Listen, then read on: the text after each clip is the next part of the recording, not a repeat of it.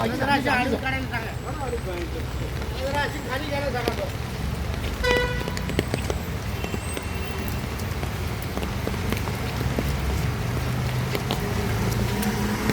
मी यतीन साळी. बघू शकता या शाळेच्या बसला जायला का त्रास होतो. तुम्हाला माहिती आहे का त्रास होतो? या मी तुम्हाला सांगतो, लवकर या. हे बघा, हा अर्धा रोड BMCने बनवला आहे आणि अर्धा रोड बनवला नाही. असं टिळकनगरमध्ये 3 रोड आहे. हा 61 नंबर 2, हा 29 नंबरपर्यंतचा रोड आहे. त्याच्यानंतर कालवाडा डॉक्टर 2 65चा रोड आहे. त्याच्यानंतर 46 नंबरपासून 118 हे बघा, ॲक्सिडेंट होऊ शकतात कधीही. आता तर पाणी समजतंय, रस्ता कुठे आहे, खड्डा कुठे, अर्धा रोड कुठे, अर्धा रोड नाही आहे, समजतंय. पण जेव्हा ते समजणार नाही तर तेव्हा काय होणार? तेव्हा ते जे काल इन्सिडेंट झालं, स्कूल बसच्यावर अचानकली झाड पडलं आणि एक मुलाचा मृत्यू झाला, तसं आज इथे अपघात होतो. मग तर जनप्रतिनिधी काय करणार?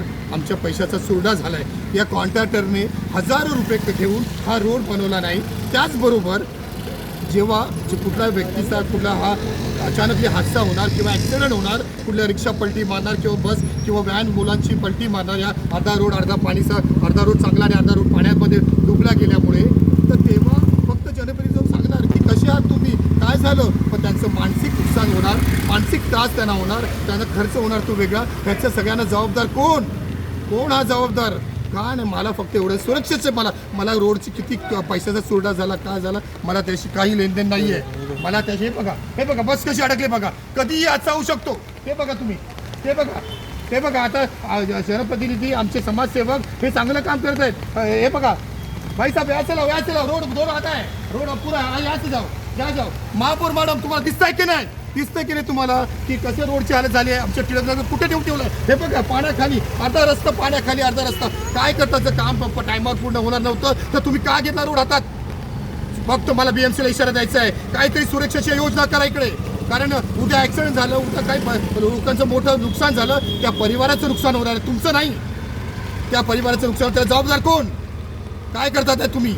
लवकरात लवकर रस्त्यावर उतरा, नाही तर हा व्हायरस धमाका वाचून टाकेन. मुंबईमध्ये राहणं मुश्किल करून टाकेन मी BMCचं. कारण मी कायद्यानुसार लढेन, कोर्टात जाईन, पिटिशन टाकेन मी. पण तुम्ही हे काम करा, लवकरात लवकर आम्हाला न्याय द्या, नाहीतर खूप मोठं व्हायचं. मी एवढंच सांगू इच्छितो की हजारो रुपयांचा चुरडा झाला इकडे. हजारो रुपये आम्ही कॉन्ट्रॅक्टवर खर्च करतो. मग पुणे रोड का नाही बनवला? जर पुणे रोड बनत नव्हता तर जनप्रतिनिधीने हे काम घेतलं नाही पाहिजे होतं. कोणत्याही महाराष्ट्र शासनाने घेतलं असेल, BMCने घेतलं असेल, पण हे काम जर वेळेवर पूर्ण होत नसेल तर त्यांनी घेतलं नाही पाहिजे. आता होणाऱ्या हादसापासून, होणाऱ्या त्रासापासून कोण मुक्तता देणार? BMC, जनप्रतिनिधी, याला जबाबदार कोण? तुम्ही सांगा. आणि जनतेला सांगतो, ही जास्तीत जास्त रील लोकांपर्यंत पोहोचवा, नाहीतर आज टिळकनगर या सुरक्षेतून वाचू शकत नाही. लवकरात लवकर हे प्रत्येक कमिशनरला पण मी सांगू इच्छितो की काही रोडचे काहीतरी सुरक्षेची योजना करा. सुरक्षा आम्हाला भेटलीच पाहिजे, हा आमचा हक्क आहे. धन्यवाद.